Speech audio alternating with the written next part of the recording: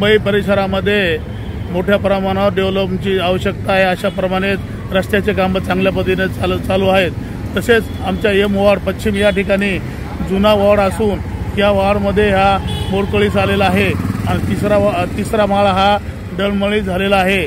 माझं एकच म्हणणं आहे, भारतीय जनता पार्टी मुंबई उपाध्यक्ष, राष्ट्रीय चर्मकार संघ मुंबई उपाध्यक्ष तसेच अणुशक्ती नगर विधानसभा उपाध्यक्ष या नात्याने मी मागणी करत आहे की आजची स्थिती मुंबई महापालिकेची डबघाईला आलेली आहे आणि आज ही बातमी ऐकली की आपण मोठमोठे 3 भूखंड आहेत ते आपण बिल्डरला लिलावाने विकणार आहोत आणि त्याची महसूल मोठ्या प्रमाणात उपलब्ध व्हावा।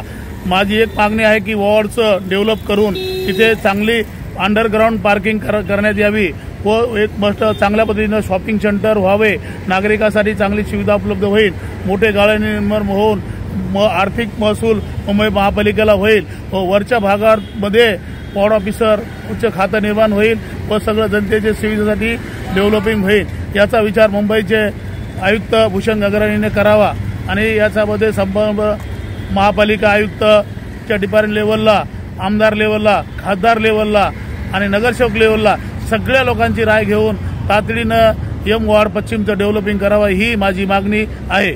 मी अणुशक्ती नगर विधानसभेच्या जनतेला, नागरिकांना शुभेच्छा देत आहोत, कारण की त्या भागामध्ये लोकसंख्या मोठ्या प्रमाणात आहे आणि त्यांनी सुद्धा गर्दीचं पालन करण्यात यावे, ट्रॅफिकचं नियमाचं पालन करावं, कारण ते वर्दळीचा परिसर आहे आणि मोठमोठे रस्त्यावरती टँकर उभा झालेला आहेत आणि ते यासाठी मुंबई महापालिकेने आतापर्यंत कोणत्या प्रकारचं लक्ष घातल्याचं दिसून येत नाही।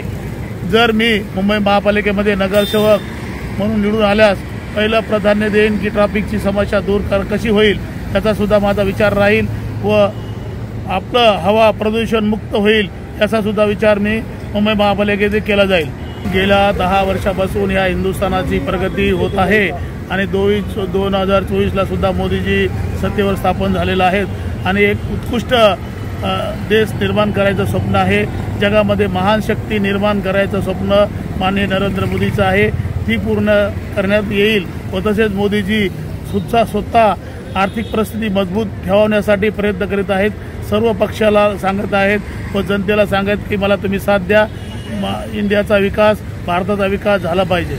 मी नवीन तरुण मुलांना एकच सांगणार आहे की आजच्या परिस्थिती आपला हिंदुस्थान एवढा प्रगतील देश आहे की माणसाने दारू पिण्यापेक्षा एक गिलास दूध पिलं तरी आपली शरीराची एक ऊर्जा निर्माण होते आणि शरीरामध्ये ताकद निर्माण होत आहे। अशा पद्धतीने आपण नागरिकांनी आणि तसेच युवा पिढीने वागण्याची आवश्यकता आहे। मी प्रथम महाराष्ट्रात हे सरकार आपलं झालेलं आहे आणि देवेंद्र फडणवीसचं सरकार झालेलं आहे, तर जनतेसाठी एक आनंदाची बातमी झालेली आहे।